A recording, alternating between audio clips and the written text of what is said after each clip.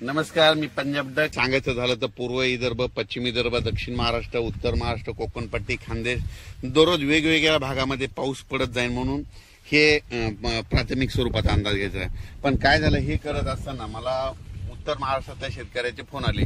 उत्तर महाराष्ट्रामध्ये नंदुरबार जिल्हा, धुळे जिल्हा, जळगाव जिल्हा, नाशिक, येवला, निफाड, त्याच्यानंतर संगमनेरचे काय आले, श्रीरामपूर, त्याच्यानंतर कोपरगाव, त्या भागातले बरेच फोन आले की आमच्या भागामध्ये पाऊसच नाही, तुमच्या तिकडे पडतोय, फक्त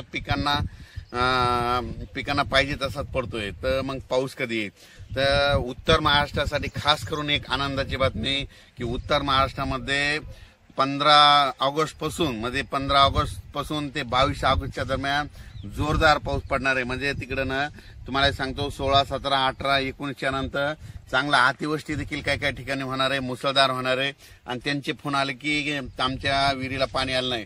तर ह्या पावसामध्ये तुमचा हा पाऊस निर्णायक ठरणार आहे, विहिरीला देखील तुमच्या पाणी येणार आहे, वडे नाले देखील वाहणार आहेत. म्हणून उत्तर महाराष्ट्रातल्या शेतकऱ्यांनी हा अंदाज लक्षात घ्यायचा. त्याच्यानंतर परत सांगू इच्छितो की मुंबई, पुणे, नाशिक, संगमनेर, इगतपुरी, या कोकणपट्टी त्या भागातल्या सर्व शेतकऱ्यांना सांगू इच्छितो की तुम्ही काय करा, म्हणजे तुमच्याकडं म्हणजे 17 ते 22च्या दरम्यान, म्हणजे 17 ऑगस्ट पासून 22च्या दरम्यान मुंबई असो, पुणे असो, त्याच्यानंतर नाशिक, इगतपुरी या भागामध्ये अतिमुसळधार पाऊस पडणार आहे. म्हणून हे अंदाज लक्षात. मुंबईला देखील म्हणजे असा पाऊस पडेल की तिथलं काही ठिकाणचं म्हणजे पाणी साचण्याची शक्यता आहे. म्हणून हा मुंबईकरांनी खास करून हे म्हणजे 17 ते 22चा अंदाज लक्षात घ्यायचा. त्याच्यानंतर पुण्याकडे खूप पाऊस पडत असल्यामुळे तिथलं परत त्या नद्याला पाणी येणार, परत तळ्यांचं पाणी सोडावं लागणार.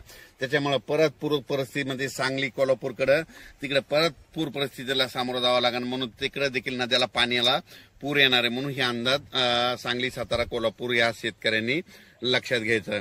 त्याच्यानंतर राज्यातले सर्व मराठवाड्यातल्या शेतकऱ्याला सांगू इच्छितो की मराठवाड्यामध्ये आज देखील म्हणजे 10 ऑगस्ट पासून ते 13 ऑगस्टच्या दरम्यान म्हणजे मराठवाड्यामध्ये परभणी जिल्हा झालं, नांदेड जिल्हा झालं, हिंगोली जिल्हा झालं, लातूर जिल्हा झालं, धाराशिव जिल्हा झालं, बीड जिल्हा झालं, जालना जिल्हा झालं, त्याच्यानंतर संभाजीनगर, ह्या भागामध्ये आणखीन असा दररोजच म्हणजे पाऊस सुरू राहणार आहे. म्हणजे असं एकदम मराठवाड्यातला पाऊस आता एकदम असा बंद होणार नाही.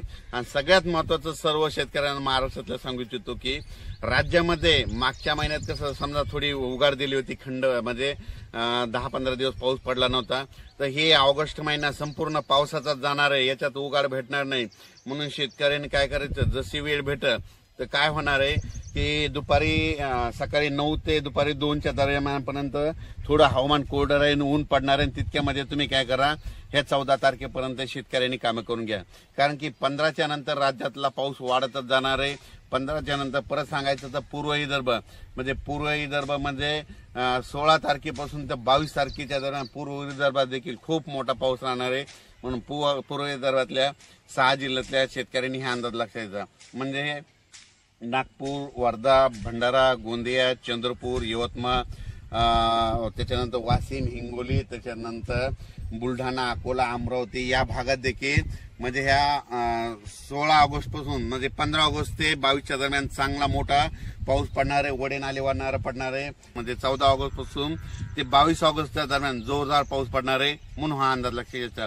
अचानक वातावरणात बदल झाला तर उद्या लगेच मेसेज दिला जाईल. धन्यवाद.